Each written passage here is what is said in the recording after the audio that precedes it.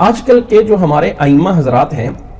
ان سے میری گزارش یہ ہے، یا جو بھی ہمارے خطیب حضرات ہیں، کہ جمعے کی نماز میں یا یہ جو مسنون قراءات ہیں ان کو پورا کیا جائے۔ ہم ان قراءات کی طرف جو ہے وہ سستی کر دیتے ہیں، اور وہ چیز جو اتنی لمبی نہیں چاہیے ہوتی اس کو لمبا کر دیتی ہیں۔ مثلا جمعے کا خطبہ یہ لمبا کرنا کوئی ضروری نہیں ہے، مختصر ہو، چاہے آپ 5 منٹ کا خطبہ دے دیں کافی ہے،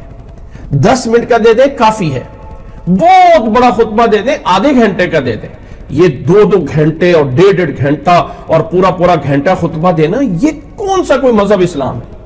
بہرحال بچا جائے۔ دوسری طرف سے قرآن مجید کی جب پڑھنا ہوتا ہے تو آ کے جو ہے وہ یہاں سے شروع کر دیتے ہیں، مثلا سورۃ اعلیٰ کو فذکر ان نفعت الذکریٰ سے اذکر من، یعنی چند آیات آخری جو ہیں، یا قد افلح من تزکیٰ وذکر اسم ربہ فصلی، آخری 2 لائنیں سورۃ اعلیٰ کی پڑھ رہے ہوتے ہیں، اور آخری چند آیتیں جو سورۃ غاشیہ کی پڑھ لیتے ہیں، اور اللہ اکبر۔ اور بہت سے ایسے قاری حضرات کو دیکھا گیا ہے جو اپنی نمازوں میں ان صورتوں کے پڑھنے کا کوئی دھیان ہی نہیں دیتے،